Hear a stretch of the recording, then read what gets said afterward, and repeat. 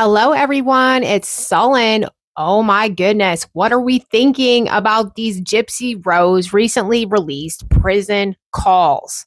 The public is definitely interested in the truth. I had 700 people in my live stream tonight. I've been averaging 500 in other cases, but it was nice to see so many individuals that are just interested in hearing the truth in the Dee Dee Blanchard case. And I feel just so completely flattered that the person who has access to these calls have decided to share them with me so that I can help push them out into the world. And I've been doing a damn good job of it. Now, when more calls become available, I will see if I can get permission to share with other creators. The only goal for the individual who submitted the FOIA request is to get the truth to the public.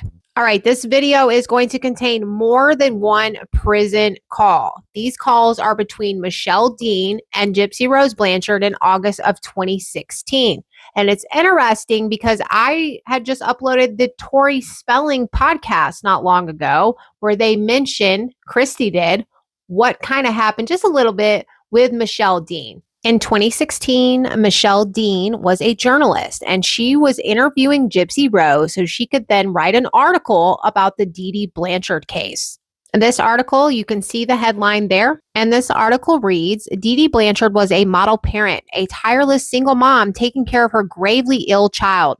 But after Dee Dee was killed, it turned out things weren't as they appeared. And her daughter, Gypsy, had never been sick at all. Posted on August 18th, 2016. The first call that we have with Michelle Dean is August 1st, just for a little bit of context. You see, Michelle had several prison phone calls with Gypsy, and she actually has some pretty valid questions. After a while, she even starts to buddy up to Christy. After writing this viral Buzzfeed article, it led to her becoming co-creator and showrunner to the act. She partnered with Nick and Tosca. She led the writer's room and served as an executive producer because she had had that one-on-one time with Gypsy. And it appears that Gypsy got passed around again because we heard Christy say that she ghosted them. Michelle Dean, after she went over to the act, she ghosted Christy and Gypsy. And we don't exactly know why, but I'm hoping some of these prison calls may give us a little more insight. Was this just a money grab for Michelle Dean? Was she using Gypsy Rose and the death of Dee Dee Blanchard? Or did she start to sense that Gypsy may be lying? Why'd you ghost them, Michelle? Just curious. And I know Michelle is definitely mentioned in those prison emails. Allegedly, I always heard that going with a false narrative is the worst thing you could do as a journalist. As you're listening to these calls between them, focus on Michelle and her reactions, and you tell me what you think in the comment section. Hello, this is a free call from an offender at the Women's Reception and Diagnostic Correctional Center. This call is from a correctional facility and may be monitored and recorded. To accept this free call, press 1. To refuse this free call, press thank you for using Securus. You may start the conversation now. Hello? Hi. Hi, is this Hi. Michelle? It is. It's Gypsy, right? It is. Hi. It's nice to actually get to talk to you after so much time spent thinking about you. Oh, I had just got your second letter today, and I had tried to call earlier, but I was still going through diagnostic processing and everything. Right. Have they figured out where you're going yet, or? Yeah, right now I'm in Vandalia, but I'm on the transfer list to go to Chillicothe. Okay. So So that's where you're going to be. Right. My permanent place will be in Chillicothe. Okay. Well, at least that's settled now. Yeah.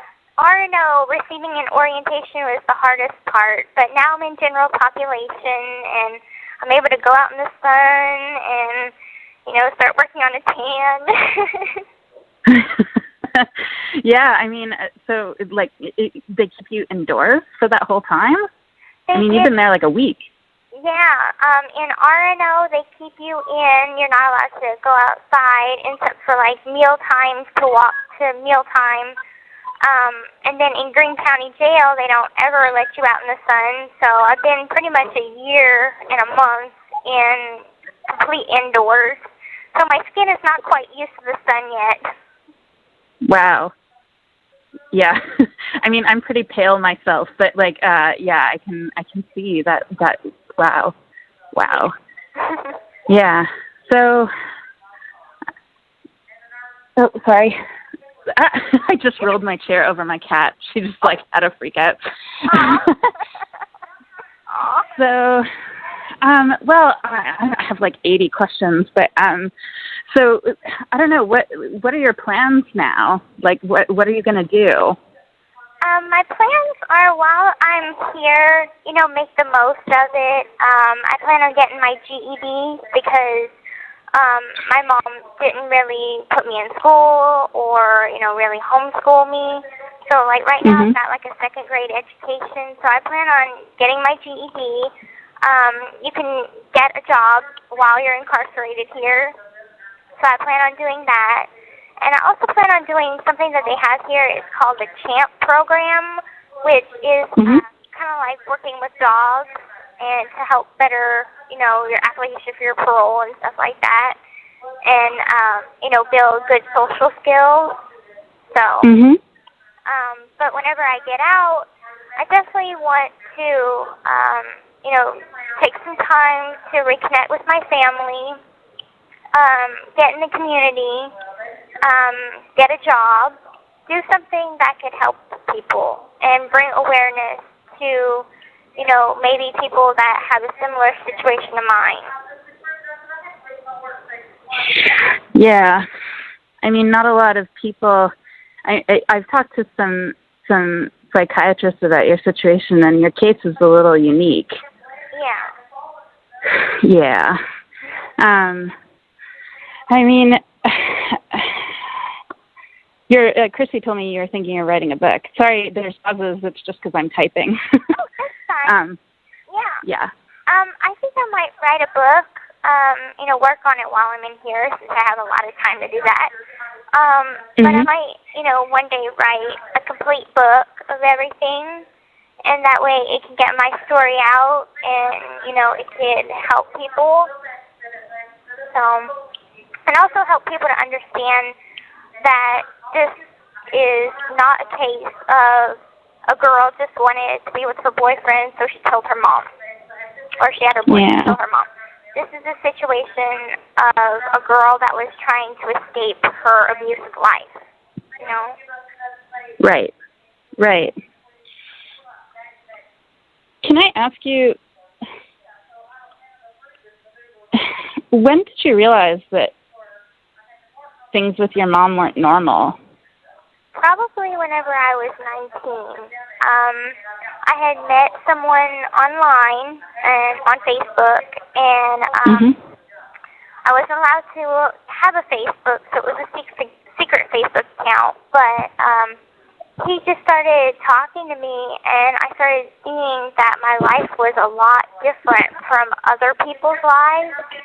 And he actually got me to want to run away from home. So I ran away from home one time, and this was in 2011. And he said that, I could stay with him until I found a place, on my own. So I packed my stuff one night, ran away, hitchhiked.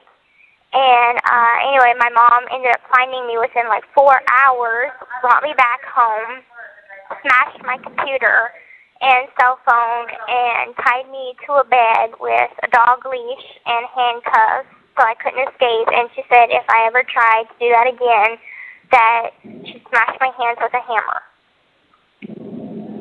Wow. So, I mean, I did try and at least make an attempt to run away. Yeah. I mean, other people told me about that, too. I mean, is there something he said that made you think, oh, this isn't normal? Yeah, I think it was just the fact that, she didn't like him to be my friend, and he just kind of told me, well, you're 19, why is your mom still telling you who you can and cannot hang out with? And why can't you come visit me? And things like that. And it just made me realize that my life is not normal because, other people can go visit other people at someone's house but I can't. You know, and Right. it just kind of sparked me wondering, why am I different? Right. Somebody told me she smashed the computer too? She did. Yeah. Huh. Wow. So how long were you like talking to various people online before she found out? I had made the Facebook, I want to say in late 2010, and she found out about it in mid 2011. So it wasn't very long that I had it, and I kept trying to get online, you know, even if it was her computer or something, to make another one, you know, to try and make friends. And I knew that she wouldn't be okay with me talking to various people, but I just, you know, I wanted to make friends. You know, I wanted to talk to people, so I kept, you know, sneaking around, trying to go behind her back, talk to people. So, Right.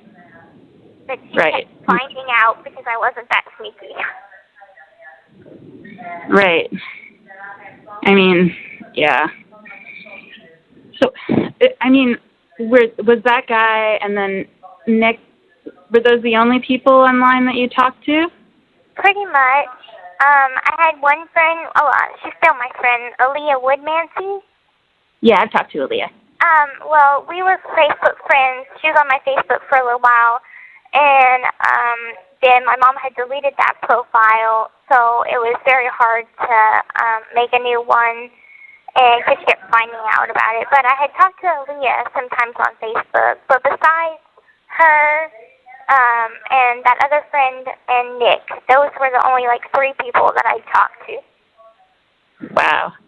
You must have been really lonely. I was.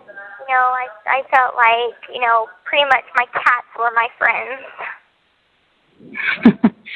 I feel that way, too. This call is from a correctional facility and may be monitored and recorded. You're fine. It just means that the minutes have rolled over, so I can talk longer. Okay. All right. Well, so, I mean, how do you feel about the plea bargain? For me, I kind of figured I'd get one, because my lawyer kept telling me, you know, that most likely we'd get one. Yeah. But I thought it was going to be for a way more higher sentence. And my attorney had came in and sat down with me, and he said, "We got it." And I said, "Look," he said, "it's over." And I'm thinking, have we lost the case? What just happened? And he's like, "We got our deal." And I said, "And the number?" And he said 10. And I said, "I'll take it." You know, I was happy. I hugged him. I was like, "I know this is very unprofessional of me, but can I give you a hug right now? Because I'm just so happy." And I gave him a hug. And, you know, it was a good moment. And that moment where it was in writing, you know, it was done, all wrapped up, you know, and they dropped the armed criminal action. They dismissed it. So I just have to do, you know, I took the 10 years, and it's at 85%.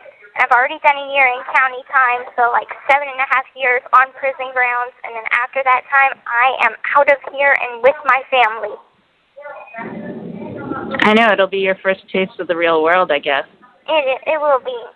And, you know, I think this time is good for me because I can learn how to be a normal, I guess, human being, you know. I've been raised to do what my mother taught me to do. And those things aren't very good. You know, she taught me how to lie. And, you know, I don't want to lie. I want to be a good, honest person. And I just want to be with my dad and my stepmom because they are amazing people. They've been 100% behind me ever since this happened. You know, I thought that, you know, my mom kept telling me that my dad wanted nothing to do with me and that he abandoned us. And, you know, that's so far from the truth. He kept trying to come and see me throughout my life, but, you know, she just kept being that roadblock. and he understands everything that I've gone through. I understand everything from his point of view, and we're building that bond that we always should have had, but now it's definitely like concrete bond. It's definitely, I see that the love of a parent can be unconditional because that comes from him and my stepmom. I'm not even her biological daughter, and she treats me no different than her own daughter. Yeah, she's pretty devoted to you. She is. They're both amazing people. Yeah. Do you have? Can I ask you, like, why didn't you ever tell anybody? Like, how does your mom get you not to tell anybody? I think I was scared that she would get in trouble, and really, the difference between right and wrong and to tell somebody or not to tell somebody was kind of blurred because that's the way I was taught, and that's the way I just grew up that way. So I really honestly didn't know no better. And thinking about it now, I wish I would have reached out to somebody and told somebody before I told Nick. Because really, when I told Nick, he did seem upset about it. And how this whole thing got started was that he was talking about how he thinks he's this assassin in another life and like a past life. And he said that he'd do anything to protect me and protect me from anybody. And I said, anybody? And he said, yes. And I said, even my mom? And he said, yes. And I guess that's how the whole thing got started. Right. It just got too far too quick. Yeah. Yeah, I can see that. And, okay, go ahead. Oh, I was just going to ask you, so Christy told me that you think your mom had Munchausen? Yeah, a lot of people had told me that she might have symptoms of Munchausen by proxy. And there were tablets at the jail, so I went on WebMD, and I looked up the symptoms, and she had all of them. The doctors thought that she was so devoted and caring, but at home, she would be caring, but I think she would have been the perfect mom for someone that actually was sick, but I'm not sick. There's that big difference, because she would give me my medicine on time, take me to my doctor's appointments and stuff like that. She was very meticulous about those kinds of things. But it really just isn't healthy for someone that is not sick. Do you think that she really thought you were sick? I think she did. Honestly, in her mind, I think she did. Yeah. Because my hand fell asleep one time, and she had said, "Oh my God, your muscular dystrophy is getting worse." But my hand just fell asleep. It's just little things like that. It was like it would get blown up in her mind. Right. Wow. So, okay. I mean, do you have friends in there? In here? Yeah. Really, this place is not the kind of scenery to make friends. You can make acquaintances that can be good, but it's very difficult to make friends in here because just as it was in jail, everybody's trying to get out the fastest. And everybody's trying to take care of themselves. So nobody's really has true friendships. Yeah, I can imagine. But good acquaintances. I've made good acquaintances here. Okay. So, one thing that I do have for the articles, I've looked at some of the medical records that Michael Stanfield has, and And did they tell you that there was a doctor who found... This call is from a correctional facility and may be monitored and recorded.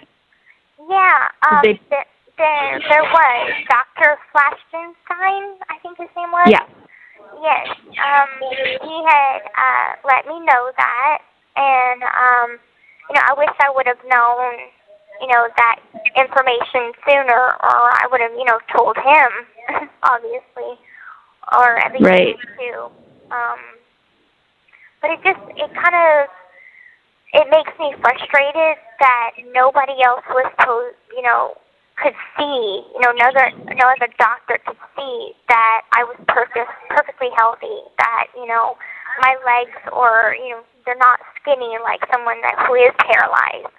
I can eat, don't need the feeding tube, stuff like that. Right. I wish that somebody would have, spoke out a little more. Yeah, it's pretty shocking that, there's only the one guy. I mean, if you could talk to the doctors, what would you say to them? I honestly haven't figured that out yet. That's a question I have never thought of. I guess I would just kind of say, please try and research, don't ignore a child's voice or, the patient's voice. Don't always go by what the mother or the parent has to say. Do their background research, try and double check, Right. so this doesn't happen again. Yeah.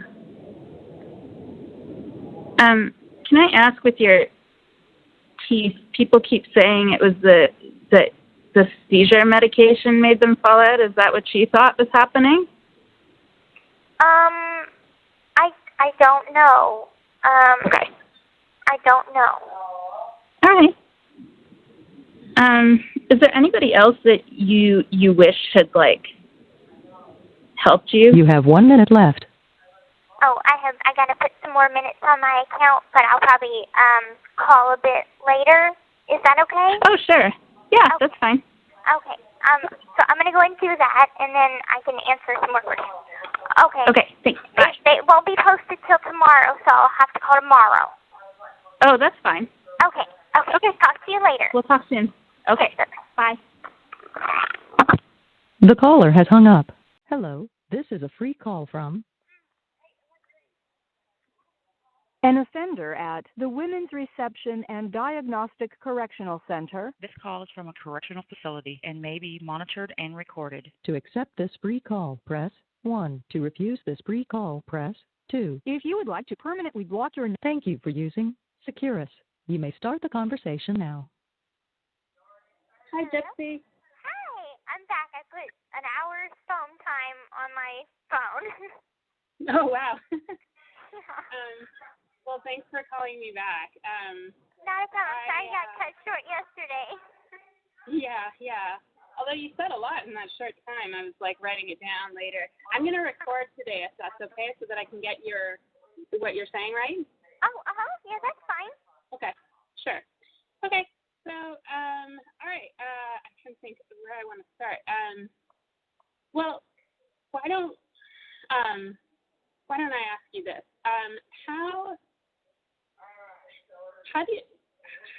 Why do you think that the doctors didn't notice for so long? I honestly think that it's just because my mom was very convincing, and no one really questions a parent because they automatically think that they're a parent. Why would they do anything to harm their child or lie about their child? So I think that the doctors kind of just went by how her personality was, and she had one of these personalities that she seemed so trusting and so loving, and in ways she was, but I don't think that they understood what was going on and how good and convincing she really was at what she was doing. Right. when you say she was loving, do you feel that way? Do you feel that she was loving towards you sometimes? I do. I mean, as horrible as it sounds, as long as I was doing what she told me to do, you know, and really what that was just, you know, stay in the wheelchair, you know, don't talk, you know, that she did all the talking and just play with whatever toy she gave me to play with. And as long as I did that, you know, she seemed very loving towards me. But as soon as I would try and go against that, that's whenever the bad times started. It's what I call the bad times, because that's really whenever she started slapping me and, you know, wouldn't feed me for a day, you know, things like that, and, you know, kind of make me feel guilty and bad about myself. And that's when, you know, verbal abuse started to happen, and she'd call me, you know, bad names. So it was kind of like I didn't want to be treated bad, so I'd just do what she told me to do. Yeah. Yeah, I think it's hard for a kid especially to, like, push back on that from their parents. You just assume your parents are right when they say you're wrong. Exactly. Yeah.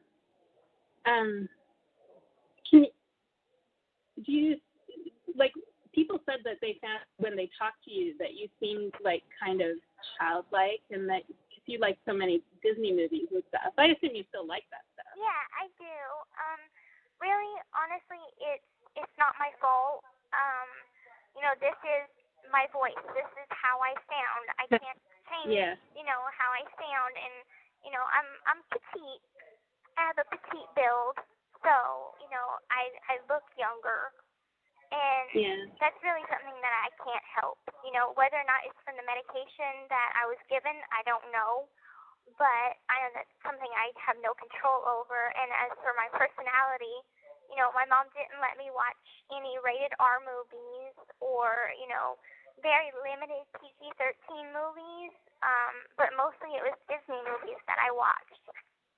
So, and I never, you know, I didn't go to public school. If, you know, I talked to anybody, like, they may have been around the age of, like, 7, you know, or 8 years old. So I really, my kind of personality is that of someone younger, you know. But I don't feel like a child. You know, I am a woman, and I do. Okay, sorry, they're telling me I gotta wrap it up. I might have to call at a later time because I guess it's right now. I will call back. No problem. I'm so sorry. Not at all. All right. Okay, Talk to you later. Talk to you later. Hello, this is a free call from An offender at the Women's Reception and Diagnostic Correctional Center. This call is from a correctional facility and may be monitored and recorded. To accept this free call, press 1. To refuse this free call, press 2. Thank you for using Securus. You may start the conversation now. Hi there. I'm back. I was silly. I got on the phone right whenever they were supposed to count us because they, like, count every, you know, inmate that's in here at a certain time, and I got on the phone right before count. So I was like, no! Yeah, I imagine there's a lot of stuff like that, but yeah, it's okay. Yeah, I mean, I'm here pretty much all evening, so it doesn't matter. Okay. All right. Yeah. So, okay, let's see, where were we? Oh, right, we were talking about the way, Did you ever feel like you were actively deceiving people? No, I never felt that way because I really honestly didn't think that I was.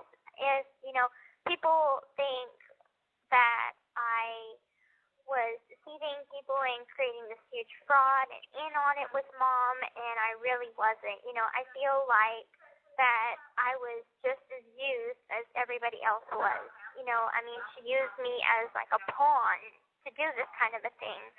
And I didn't know what she was doing. I was in the dark about it. The only thing I knew was that I could walk and that I could eat. You know, as for everything else, you know, she'd shave my hair off and say, well, it's going to fall out anyway, so let's keep it nice and neat. and, shave it off. And she'd give me medication that she'd tell me is cancer medication, and I believed it. So I went this whole time believing I had cancer.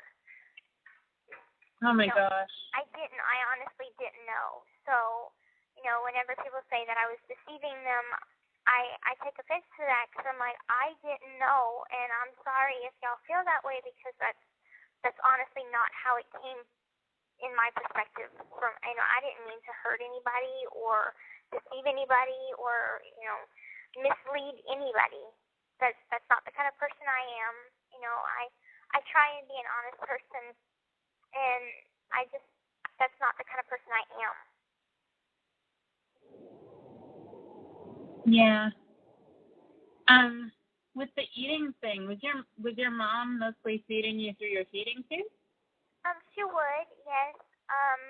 I would eat things like mashed potatoes and gravy, different things like that, pudding, but most of the time it was always Pediasure or Ensure through my feeding tube.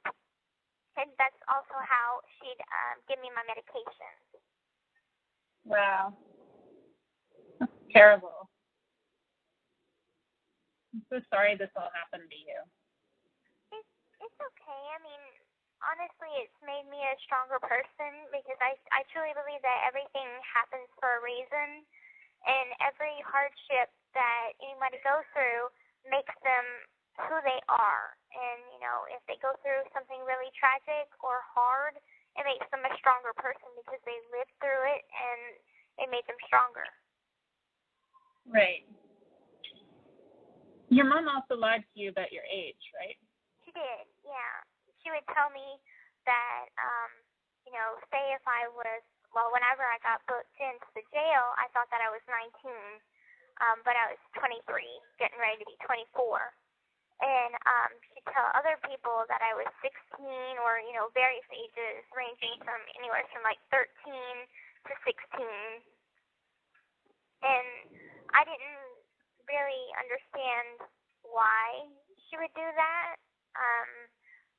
So the story that she'd tell me is that, first we were in a very bad automobile accident, and she got injured a whole lot worse than I did. This call is from a correctional facility and may be monitored and recorded.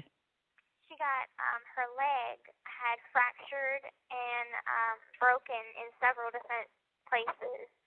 And she had to have surgery to, sew it back up, have metal plates and screws in her legs and stuff. And she also had a head injury.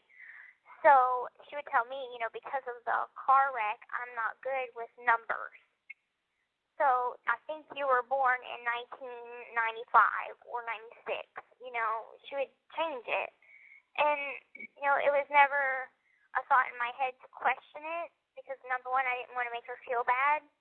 And two, I believed everything she said because why would you question your parents? Right. Right. And I don't think lying to you that no one suggested it. There's nothing on TV or something where this happens to somebody. It's so, yeah. Yeah. Wow. So, are you mad at your mom? I mean, I went through the 5 stages of grief or whatever. I forgive her. Ultimately, what I did was horrible, and, I have to live with what I've done. But I honestly do forgive her because I know that deep down, underneath it all, that she loved me. I think that it was just massively overshadowed by what she was doing. Yeah. Your mom thought she was pretty sick herself, right? Like you kind of alluded to that when you said about the accident. Right, yeah. She had diabetes and she was starting to have glaucoma. Okay. She had thyroid issues. I think it was hypothyroidism. And so I mean she was really sick. And she went in for a mammogram I think the last week before the murder happened, and I think it came abnormal maybe, but we didn't the murder happened, so we weren't able to find out the results of that. So, I mean, I don't know if she may have had breast cancer or not. But I know that she had a lot of illnesses, and for mental illnesses, she had bipolar and audio schizophrenia, things like that. And my stepmom, Christy, thinks that she may have had malingering, which is like, I guess, when you do have a problem, but you make it bigger than it actually is. Yeah. Yeah. Or you do it for financial benefit. Right. Yeah. Yeah.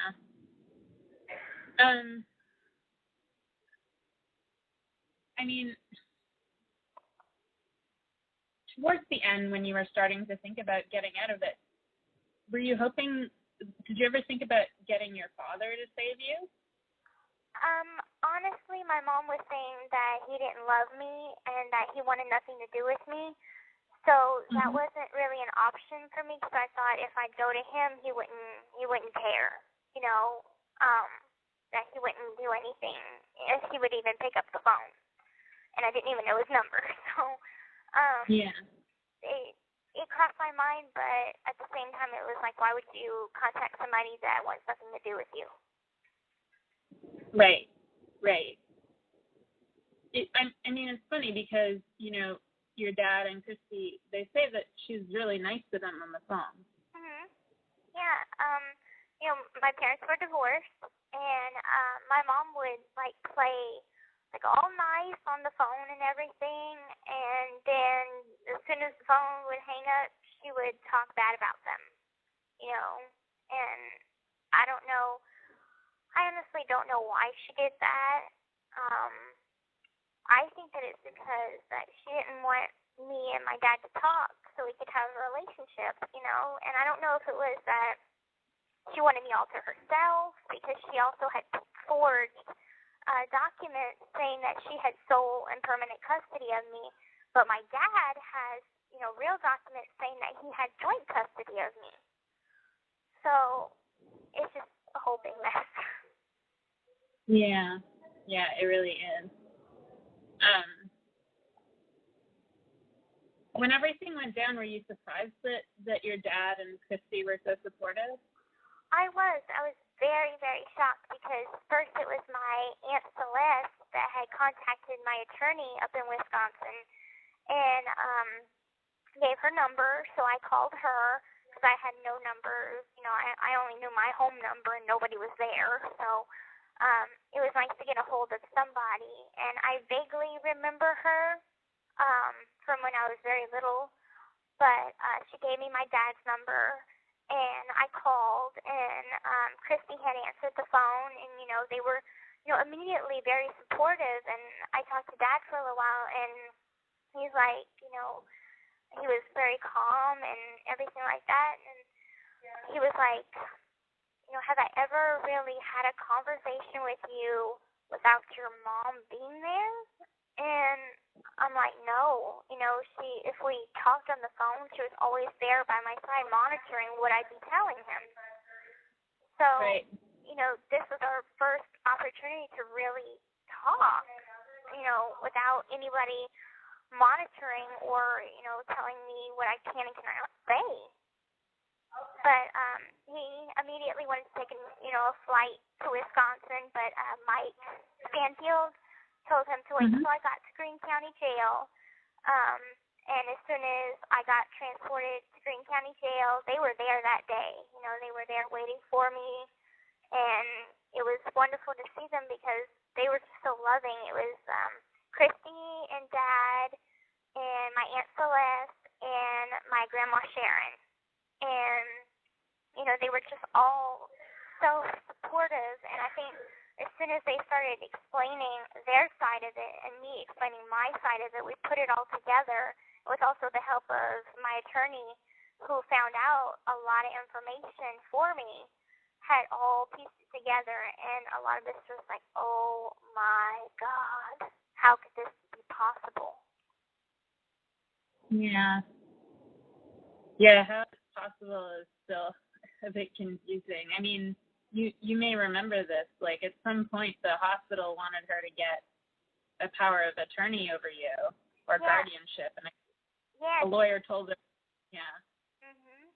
And that was Yeah. another. I felt like that if I went to the police, that they would think I'm incompetent because of those papers saying I'm incompetent. So it seemed like This call is from a correctional facility and may be monitored and recorded. every question that people would say, why didn't you go to this person? Well, why didn't you go to that person? Why didn't you go to the police?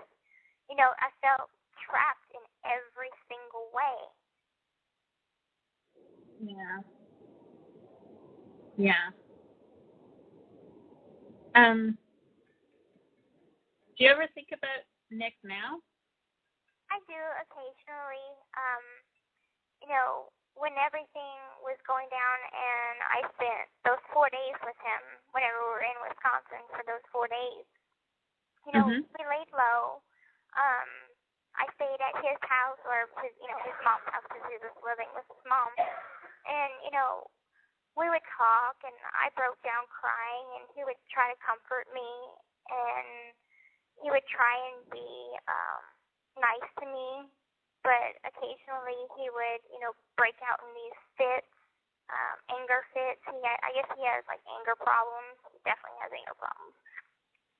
But he's a very controlling person and very manipulative. So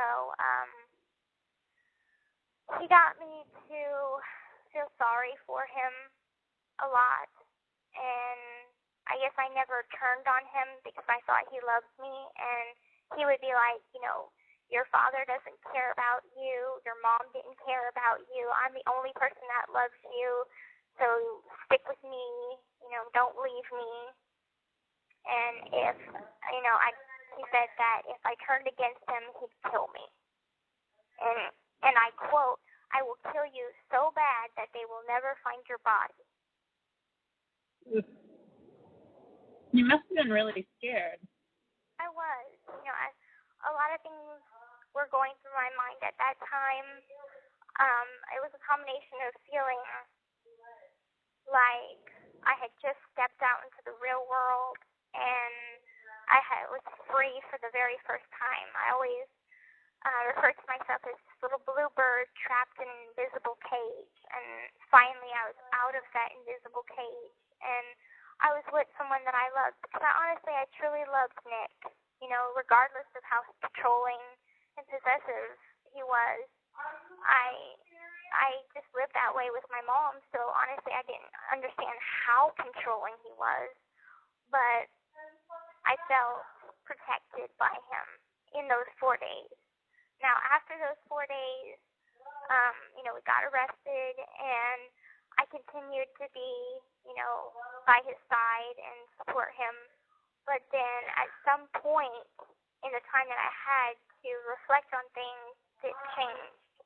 And I started getting resentful towards him because I'm like, he was older than me. He had more life experience. Why didn't he go to the police? Why didn't he, get a lawyer or try to help me in some logical way rather than, just being crazy enough and evil enough to do something like this?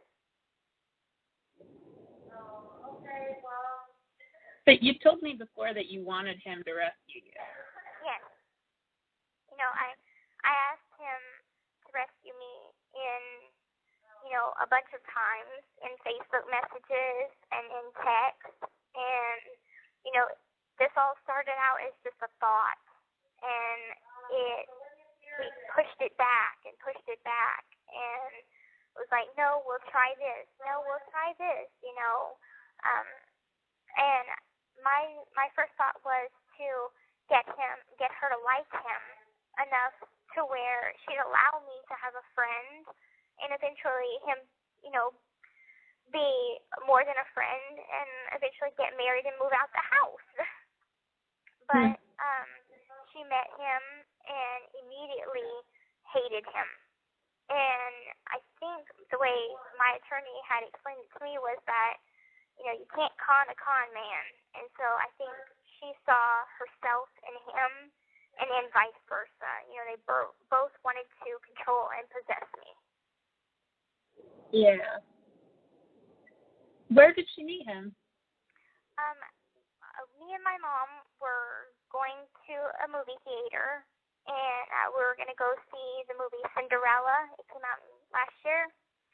Mm-hmm. And I was talking to Nick, and I'm like, this would be the perfect opportunity for us, for you to meet her and her to meet you, because she had, no idea that I was talking to him. So I thought if I can, introduce them to each other, it would be okay. But my mom immediately started to get jealous because I was paying more attention to him than I was her. And she got really pissed off and stormed off, and then told me that, don't talk to him. He's creepy. I get bad vibes from him. You can't be friends with him. Da-da-da-da-da. And she ended up cussing him out on the phone and calling him, not a man and things like that, which pissed him off pretty bad. And he was like, well, she's on my bad list, and my bad list is not a place you want to be. And so I think it became a reality to him to do this after meeting her. Right. How did but you were able to communicate with him without her supervising you, right? Right. I would sneak online at night whenever she was asleep and and talk to him. Okay. Yeah, 'cause, I've wondered sometimes how you managed to get away from her and send so many messages. Yeah, well, she was asleep. Yeah, because people say you were always together.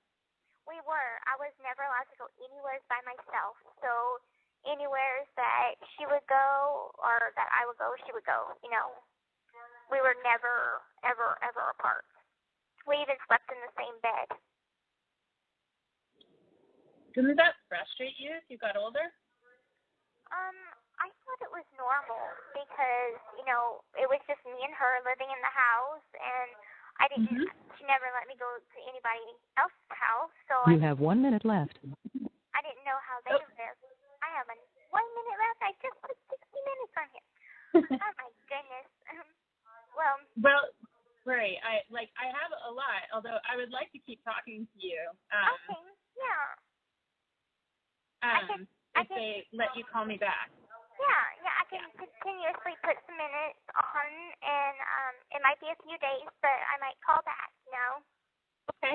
All right, but thank you so much for calling already. Not a problem. Thank you for being so patient with me. No problem. I think, we'll keep talking. Okay, that sounds good. Talk to you later. Okay. All right, bye. The person you called. An apparition.